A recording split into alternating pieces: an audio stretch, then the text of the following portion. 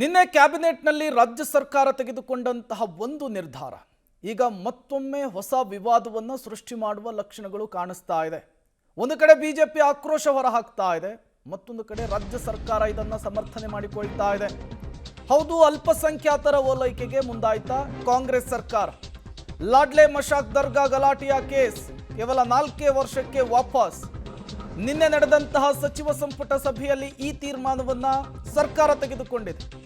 ಕಲಬುರಗಿ ಜಿಲ್ಲೆಯ ಆಳಂದ ಪಟ್ಟಣದ ಲಾಡ್ಲೆ ಮಶಾಕ್ ದರ್ಗಾ ತರಾತುರಿಯಲ್ಲಿ 13 ಕೇಸನ್ನ ವಾಪಸ್ ಪಡೆದುಕೊಂಡಿದೆ ರಾಜ್ಯ ಸರ್ಕಾರ. ಸ್ಪೀಕರ್ ಯುಟಿ ಖಾದರ್ ಮನವಿಯ ಮೇರೆಗೆ ಕೇಸ್ ವಾಪಸ್ ಪಡೆಯಲಾಗಿದೆಯಂತೆ. ಈ ಮೂಲಕ ಅಲ್ಪಸಂಖ್ಯಾತರ ಓಲೈಕೆಗೆ ರಾಜ್ಯ ಸರ್ಕಾರ ಮತ್ತೊಮ್ಮೆ ಕೈ ಹಾಕಿರೋದು ಸ್ಪಷ್ಟವಾಗಿ ಗೊತ್ತಾಗ್ತಾ ಇದೆ. ನಿನ್ನೆ ಒಂದು ಸಚಿವ ಸಂಪುಟ ಸಭೆಯನ್ನು ನಡೆಸಲಾಯಿತು. ಅಲ್ಲಿ ಈ ನಿರ್ಧಾರವನ್ನು ತೆಗೆದುಕೊಳ್ಳಲಾಗಿದೆ. ಕನ್ನಡ ಪರ ಹೋರಾಟಗಾರರು, ರೈತ ಪರ ಹೋರಾಟಗಾರರ ಕೇಸನ್ನು ವಾಪಸ್ ಪಡೆಯುವ ಜೊತೆಗೆ ಈ ಲಾಡ್ಲೆ ಮಶಾಕ್ ದರ್ಗಾ ಗಲಾಟೆಯ ಕೇಸ್ಗಳನ್ನು ಕೂಡ ರಾಜ್ಯ ಸರ್ಕಾರ ವಾಪಸ್ ಪಡೆದಿರೋದ್ರಿಂದ ಈಗ ವಿಪಕ್ಷಗಳು ದೊಡ್ಡ ಮಟ್ಟದಲ್ಲಿ ಆಕ್ರೋಶವನ್ನು ಕೂಡ ವ್ಯಕ್ತಪಡಿಸ್ತಾ ಇದ್ದಾವೆ. ಯುಟಿ ಖಾದರ್ ಸರ್ಕಾರಕ್ಕೆ ಮನವಿ ಮಾಡಿಕೊಂಡಿದ್ರಂತೆ 13 ಪ್ರಕರಣಗಳನ್ನು ಹಿಂಪಡಿರಿ ಅಂಥೇಳಿ. ಹಾಗಾಗಿ ಈಗ ರಾಜ್ಯ ಸರ್ಕಾರ ಈ ಪ್ರಕರಣಗಳನ್ನು ಹಿಂಪಡೆದಿದೆ. ಈ ಹಿಂದೆ ಇದೇ ರೀತಿ ಪ್ರಕರಣಗಳನ್ನು ಹಿಂದಕ್ಕೆ ಪಡೆದು ಅದು ಕೋರ್ಟ್ಗೆ ಹೋಗಿ ರಾಜ್ಯ ಸರ್ಕಾರಕ್ಕೆ ಕೋರ್ಟ್ ಕೂಡ ಚಾಟಿಯನ್ನು ಬೀಸಿತ್ತು. ಈಗ ಮತ್ತೊಮ್ಮೆ ರಾಜ್ಯ ಸರ್ಕಾರ ಅದೇ ರೀತಿಯ ನಿರ್ಧಾರವನ್ನು ತೆಗೆದುಕೊಳ್ಳುವ ಮೂಲಕ ನಾವು ಮುಸ್ಲಿಮರ ಪರವಾಗಿದ್ದೇವೆ ಅನ್ನುವಂತಹ ಮೆಸೇಜನ್ನೇನಾದರೂ ಕೊಡ್ತಾ ಇದೆಯಾ ಅನ್ನುವಂತಹದ್ದು ಪ್ರಶ್ನೆ. ಮೊನ್ನೆ ಅಷ್ಟೇ ಹಿಜಾಬ್ಗೆ ಅವಕಾಶವನ್ನು ಕಲ್ಪಿಸಿಕೊಡಲಾಯಿತು ರಾಜ್ಯ ಶಾಲಾ ಕಾಲೇಜುಗಳಲ್ಲಿ. ಅದು ಜೋರು ಮಟ್ಟದ ಚರ್ಚೆಗೂ ಕೂಡ ಕಾರಣವಾಗಿತ್ತು. 2022ರ ಶಿವರಾತ್ರಿಯಂದು ದರ್ಗಾ ಬಳಿ ಗಲಾಟೆ ಆಗಿರುತ್ತೆ. ದರ್ಗಾದಲ್ಲಿ ಗಲಾಟೆ ನಡೆದು ಕಲ್ಲು ತೂರಾಟವನ್ನು ಕೂಡ ಕಿಡಿಗೇಡಿಗಳು ಮಾಡಿರ್ತಾರೆ. ಶಿವಲಿಂಗ ಸ್ವಚ್ಛಕ್ಕೆ ಹೋಗಿದ್ದಾಗ ಗಲಾಟೆ ನಡೆದು ಕಲ್ಲು ತೂರಾಟ ಆಗಿತ್ತು. ಜಿಲ್ಲಾಧಿಕಾರಿಗಳು, ಭಗವಂತ ಕೂಬಾ ಸೇರಿ ಹಲವರ ಕಾರನ್ನು ಜಖಂ ಮಾಡಿದ್ರು ಆರೋಪಿಗಳು. ಕೇಸ್ ವಾಪಸ್ಗೆ ಖಾದರ್ಗೆ ಮನವಿಯನ್ನು ದರ್ಗಾ ಕಮಿಟಿ ಮಾಡಿತ್ತು. ಹಾಗಾಗಿ ಯುಟಿ ಖಾದರ್ ಹೋದ್ರು, ಸರ್ಕಾರಕ್ಕೆ ಮನವಿ ಮಾಡಿಕೊಂಡ್ರು. ಈಗ ಯುಟಿ ಖಾದರ್ ರವರ ಮನವಿಯ ಮೇರೆಗೆ 13 ಪ್ರಕರಣಗಳನ್ನು, ಕೇಸ್ಗಳನ್ನು ನಾವು ವಾಪಸ್ ಪಡಿತಾ ಇದ್ದೇವೆ ಅಂತ ಹೇಳಿ ರಾಜ್ಯ ಸರ್ಕಾರ ಹೇಳಿದೆ. ಇದೇ ವಿಚಾರವನ್ನು ಗೃಹ ಸಚಿವ ಜಿ ಪರಮೇಶ್ವರ್ ಅವರು ಸಮರ್ಥನೆಯನ್ನು ಮಾಡಿಕೊಂಡಿದ್ದಾರೆ. ಈ ಮೂಲಕ ರಾಜ್ಯದಲ್ಲಿ ಕಾಂಗ್ರೆಸ್ ಸರ್ಕಾರದಿಂದ ಓಲೈಕೆಯ ರಾಜಕಾರಣ ಮುಂದುವರೆದಿದೆ ಅಂಥೇಳಿ ವಿಪಕ್ಷಗಳು ಆಕ್ರೋಶವನ್ನು ಹೊರಹಾಕ್ತಾ ಇರುವಂಥದ್ದು. ಡೀಟೇಲ್ಸನ್ನು ಕೊಡೋದಕ್ಕೆ ನಮ್ಮ ಪ್ರತಿನಿಧಿ ಪ್ರವೀಣ್ ರೆಡ್ಡಿ ನೇರ ಸಂಪರ್ಕದಲ್ಲಿ ಜಾಯಿನ್ ಆಗಿದ್ದಾರೆ. ಪ್ರವೀಣ್ ರೆಡ್ಡಿ, ಕನ್ನಡ ಪರ ಹೋರಾಟಗಾರರು, ರೈತ ಹೋರಾಟಗಾರರ ಮೇಲಿನ ಕೇಸನ್ನು ವಾಪಸ್ ಪಡೆಯುವ ನೆಪದಲ್ಲಿ ರಾಜ್ಯ ಸರ್ಕಾರ ಕೋಮು ಕ್ರಿಮಿಗಳನ್ನು ಸಾಕಿ ಸಲಹುವಂಥ ಕೆಲಸವನ್ನು ಮಾಡ್ತಾ ಇದೆಯಾ ಅನ್ನುವಂತಹ ಸಹಜ ಪ್ರಶ್ನೆ ಮುನ್ನೆಲೆಗೆ ಬರುತ್ತೆ.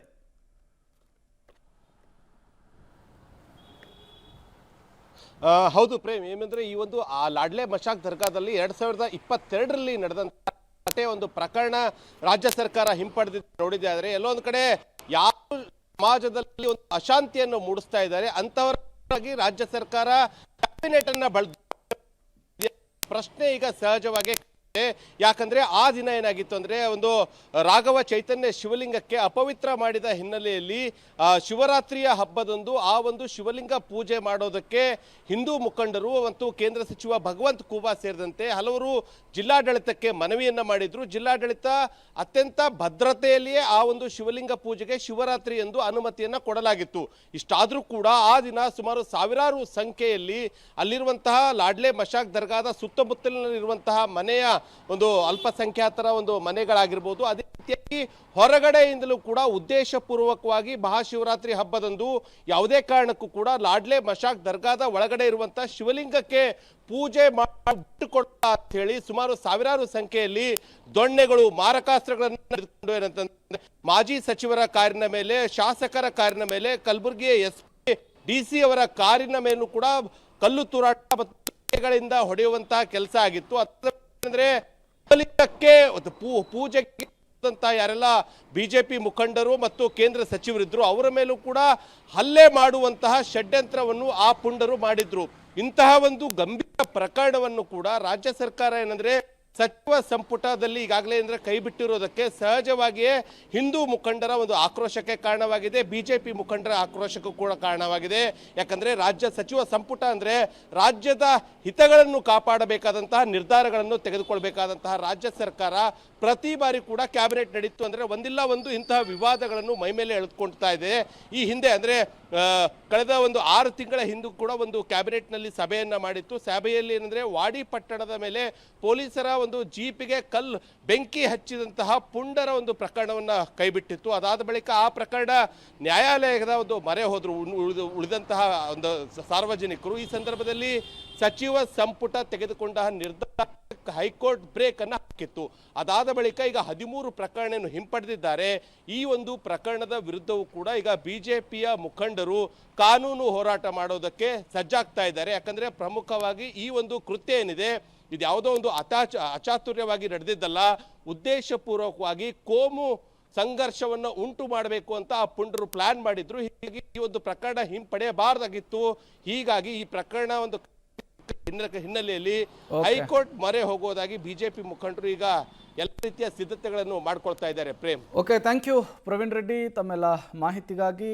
ಈ ಮೂಲಕ ರಾಜ್ಯ ಸರ್ಕಾರ ಈಗ ಮತ್ತೊಂದು ಹೊಸ ವಿವಾದವನ್ನು ಮೈ ಮೇಲೆ ಎಳೆದುಕೊಳ್ಳುವಂತಹ ಕೆಲಸವನ್ನು ಮಾಡಿದೆ.